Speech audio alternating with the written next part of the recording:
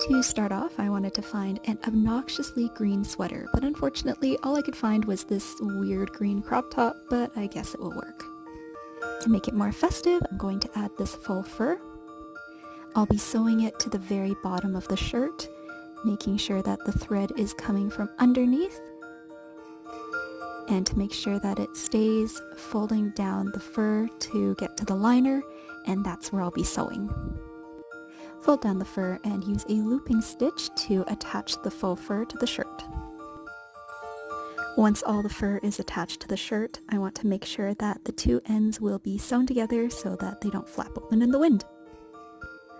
On the back side, I will be putting the needle through to make a looping stitch and sew the two pieces together. But they won't overlap. I'm just using the perforations in the liner as a placement for the thread.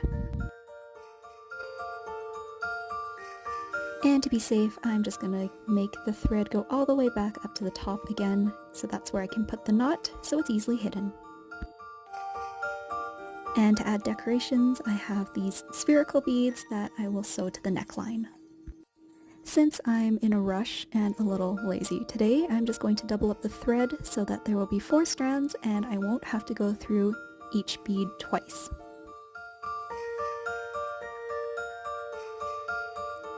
I'll just add the beads and try to not put the same color next to each other.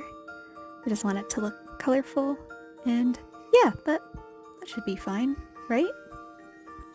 So to give the sweater more of a Christmas tree feel, I'll make some branches from this green polyester string that I found, just crocheting them into a line and looping them together, then sewing them to the sleeve and making sure that they're secure. I'll probably put 2 or 3 together, and then once they're firmly sewn to the sleeve, then I can start stitching them together so that they don't twist up, and just making sure to go horizontally so that the thread isn't seen. So this will form some pretty sturdy branches and the individual threads won't twist around. And what's a Christmas tree without some presents? I'll make a few boxes with leftover felt that I have and add some different decorations or ribbons to them, and make some cute little bows with the leftover felt pieces that I have, and then just sew them together so they won't unravel. I'll add that bow to the little present to make it look, well, more like a present, and then make something to go underneath the box. I guess maybe books are a good present, at least I've been receiving a lot of those. And making sure that the present will fit under the box, which I probably should have done first. I'll add the book first to the sweater and just sew it through the spine, and then add the box on top and just use a looping stitch so that the box will be able to lift up and open like a flap. Then I'll use some other leftover materials to make other types of bows or gift decorations, and just try something new, maybe a few different layers, just a little bit more sewing, maybe adding some extra things in case they don't look so great. Yeah, I kind of cheated with this one. I added an extra piece to this ribbon before sewing it on. Oops.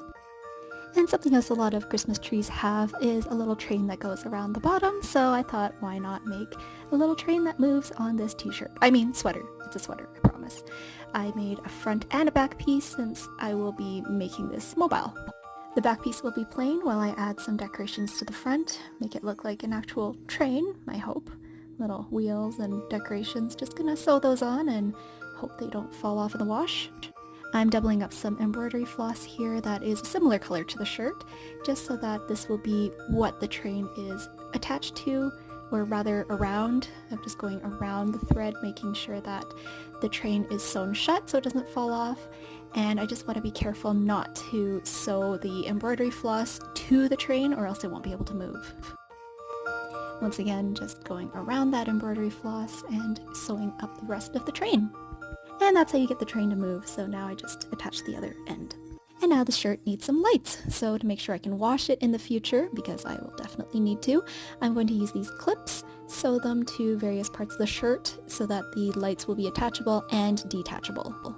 And that way I can use lights for other projects in the future. Oh, right, the battery box. I'm gonna have to open this and make a little pocket for that. Why didn't I add the fur at the end? I don't know. So I had to rip open a hole, tie the thread so the whole thing doesn't unravel, and make sure it's big enough for the box. Make a little pocket by cutting some fabric, just measuring it, and then sewing the sides so that it can become a pocket, making sure it's big enough for this box.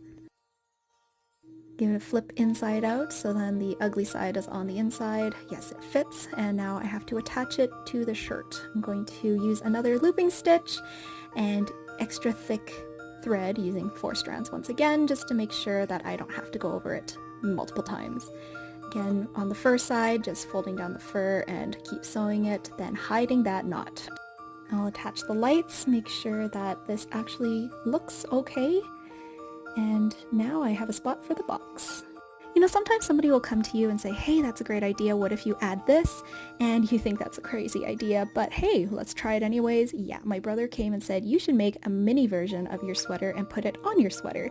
So I did, until I had to make the mini version of the train. Why did I have to add so many details to the big one?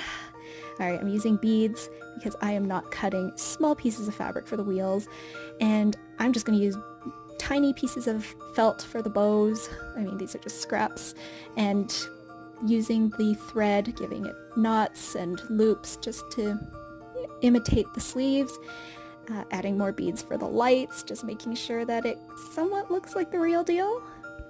And no, these lights will not be detachable. That would be way too difficult, and my fingers do not have the dexterity for that.